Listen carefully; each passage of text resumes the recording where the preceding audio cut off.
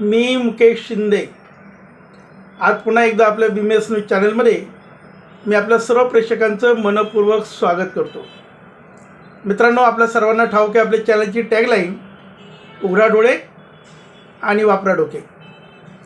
मित्रांनो, आपण पाहतोय कशा पद्धतीने पर्यावरण आणि मनुष्य याचं द्वंद्व चालू आहे,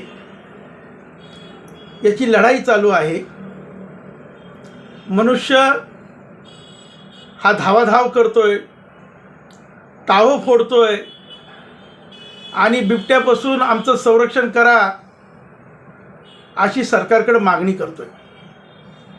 मी आज एका TV चॅनलला सोशल मीडियावर एक बातमी पाहिली।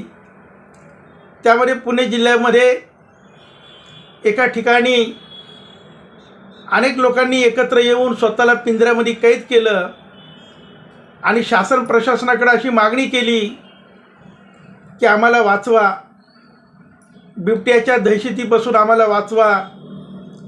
बिबट्या वाघ हा मानवी वस्तीवर हल्ला करतोय, तो नरभक्षक झालाय, तो हत्या करू लागलाय, तो बळी घेऊ लागलाय, आमच्या जीवाला हानी होते, आमचं संरक्षण करा अशा पद्धतीचा ठाव ही लोक फोडू लागलेले आहेत। जंगल वस्तीमध्ये मोठमोठे प्रकल्प करतायत। जलसंपदा ज्याला आपण म्हणतो ती पर्यावरणाचा ऱ्हास करून वनसंपत्ती नष्ट केली जात आहे आणि म्हणून हे वन्यजीवन हे मानवी वस्तीकडे सरकू लागलेलं आहे। मनुष्य आपल्या अति महत्त्वाकांक्षेपायी त्यांनी ही जी आपली वसुंधरा आहे, वनसंपदा आहे, आपलं जे पर्यावरण आहे, आपली जी जंगल संपदा आहे, त्याचा नाश मोठ्या प्रमाणामध्ये केलेला आहे आणि म्हणून नैसर्गिक जीवनवास हा ह्या प्राण्यांना कमी पडू लागलेला आहे। त्यांच्या घरामध्ये, त्यांच्या वस्तीवर खरं पाहिलं तर मानवाने अतिक्रमण केलेलं आहे, घुसखोरी केलेली आहे आणि आता पर्यावरण, वन्यजीवन हे बिबट्या वाघाच्या रूपानं मानव वस्तीवर हल्ला करू लागलेला आहे। सोशल मीडियावर धुमाकूळ माजलेला आहे।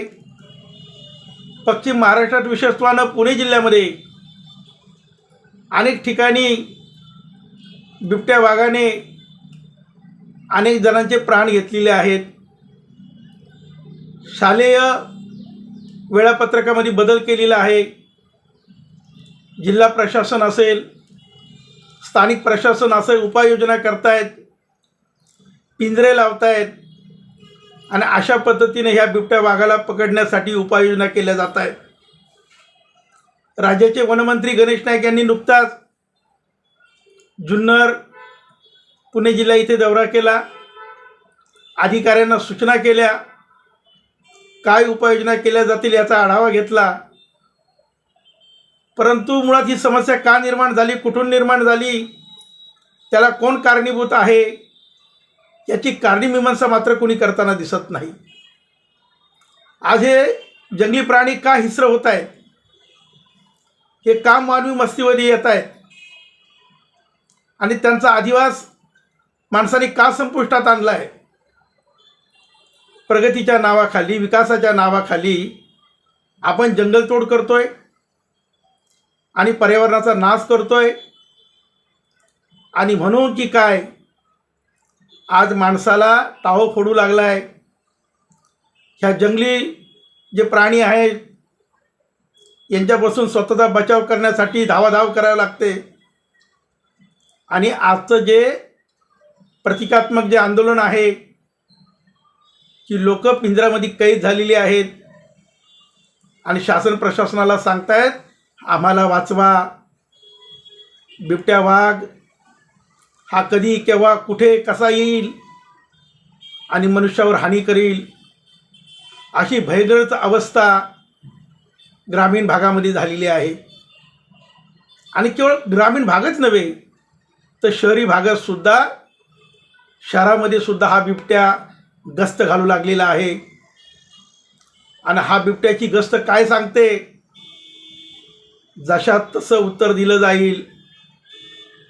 जर तुम्ही आमच्या अधिकार क्षेत्रात घुसखोरी कराल तर आम्ही सुद्धा तुम्हाला सोडणार नाही. अशाच पद्धतीचं हे संकेत निसर्ग तर आपल्याला देत नाही ना. सावध व्हा. आणि विकासाच्या नावाखाली जंगलाचं भकासपण जे आपण करू लागलेलो आहे ते कुठंतरी थांबलं पाहिजे. मानवाने आपली सीमारेषा ओळखली पाहिजे. निसर्गाने प्रत्येकाला एक सीमारेषा घालून दिलेली आहे. त्याचा आदर सन्मान हा प्रत्येक प्राणीमात्राने केला पाहिजे. विशेषत्वाने माणसाने तो केलाच पाहिजे. मित्रांनो, अशा पद्धतीनं सोशल मीडियावर जर आपण पाहिलं, प्रचंड अशी दहशत, असे काही व्हिडिओ क्रॉप करून टाकले जात आहेत, बनावट व्हिडिओ निर्माण केले जात आहेत आणि मोठ्या प्रमाणामध्ये हे दहशतीचं वातावरण निर्माण केलं जातं आहे. वास्तविकते नाही असं मी म्हणणार नाही, परंतु अशा पद्धतीने त्याचा प्रोपगंडा करणं हा सुद्धा काही महाभागाचा दैनंदिन उपक्रम झालेला आहे. मित्रांनो, बिबट्या असेल किंवा कुठलाही जंगली प्राणी असेल, हा प्राणी एवढा हिंस्र का झालेला आहे? या अगोदर हे प्राणी जंगलात डोंगरात नव्हते, होते. मग आज ते मानवी वस्तीवर का हल्ला करू लागलेत? आज ते थेट तुमच्यावर का हल्ला करू लागलेत? याचाही कुठंतरी बारकाईनं सांकल्यानं आपण विचार करणार आहोत की नाही? का केवळ उपाययोजना करा, त्यांची नसबंदी करा, पिंजरे लावा, शालेय जे जीवन आहे, जे वेळापत्रक आहे त्याच्यामध्ये बदल करा, शेतकरी वर्ग जो शेतामध्ये काम करतोय त्याच्या वेळेमध्ये बदल करा, रात्रीची ग्रस्त वाढवा, रात्री शेती कामं करू नका, अशा अनेक उपाययोजना करून आपण यावर तोडगा काढणार आहोत का? यावर तोडगा निघणार आहे का? तर मित्रांनो, बिबट्या जो नरभक्षक आहे, पण तो आता का मानवाच्या नरडीचा घोट घेत आहे? मित्रांनो, आपल्याला माहीत आहे, मांजर जर घरामध्ये दरवाजा आणि खिडक्या बंद करून जर तिला तुम्ही मारायचा प्रयत्न केला तर ती शेवटचा पर्याय म्हणून तुमच्या नरडीचा घोट घेते किंवा तशा पद्धतीने ती झेपावते. हा तर वाघ आहे. तुम्ही चारी बाजूनी जर त्याची नाकाबंदी कराल तर हा नरभक्षक झालेला बिबट्या हा मानवाच्या नरडीचा घोट का नाही घेणार? आता याचा विचार आपण करणं गरजेचं आहे. राज्याचे वनमंत्री नामदार गणेश नाईक यांची भेट घेऊन ह्या संदर्भात मी स्वतः काही उपाययोजना सुचवून त्यांना निवेदन देणार आहे. परंतु मित्रांनो, आपण सुद्धा जो काय प्रकार चाललेला आहे, सोशल मीडियावर भयग्रस्त वातावरण निर्माण केलं जात आहे, असे कृत्रिम असे व्हिडिओ निर्माण केले जात आहेत, ते सुद्धा कुठंतरी थांबवलं पाहिजे. आणि जे शांततामय समाज जीवन आहे त्याचं सुद्धा संरक्षण आपण केलं पाहिजे. ते सुसह्य होईल असं आपलं वागणं, बोलणं, चालणं आणि कृती असणं अत्यंत महत्त्वाचं आणि गरजेचं आहे. बिबट्याचा हा राग, रोष हा काय सांगतो? प्राणी मात्र जे आहेत ते यावर अधिक चांगल्या पद्धतीने भाष्य करू शकतील, सूचना देऊ शकतील. परंतु ही वेळ का आली, कोणी आणली, याला जबाबदार कोण आहे, याचासुद्धा ह्या उपाययोजनेमध्ये विचार व्हावा. आणि जी सर्रास जंगलतोड चालू आहे ती कुठंतरी थांबली पाहिजे. वन्यजीवनाचं संगोपन आणि संवर्धन झालं पाहिजे, तर कुठंतरी ह्या गोष्टीला आळा बसू शकेल. डोंगराचे डोंगर आगी लावल्या जात आहेत आणि अशा पद्धतीनं वनजीवन नष्ट केलं जाते.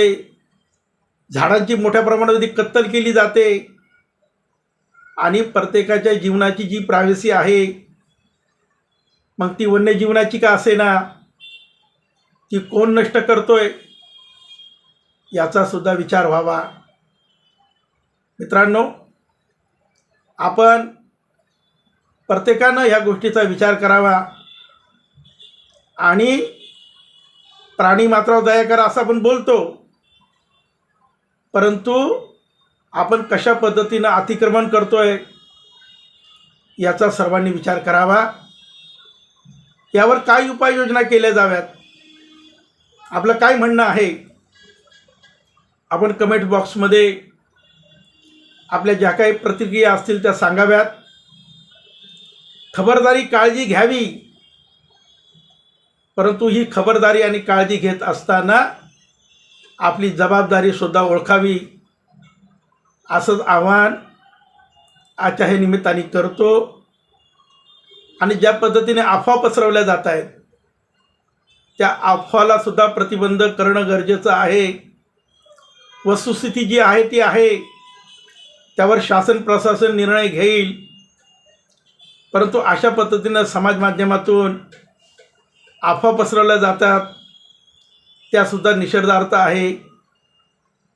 आपण व्यक्त व्हा, विचार करा, कमेंट्स करा. आज इथेच थांबतो. मित्रांनो, माझं चॅनल सबस्क्राईब केलं नसेल तर अशाच पद्धतीने जनमनाच्या भावना ह्या मी माझ्या व्हिडिओच्या माध्यमातून सांगत असतो. आपण माझं चॅनल सबस्क्राईब करून शेअर करावं असं विनंती आवाहन करून तुर्तास या ठिकाणी थांबतो. जय हिंद, जय महाराष्ट्र.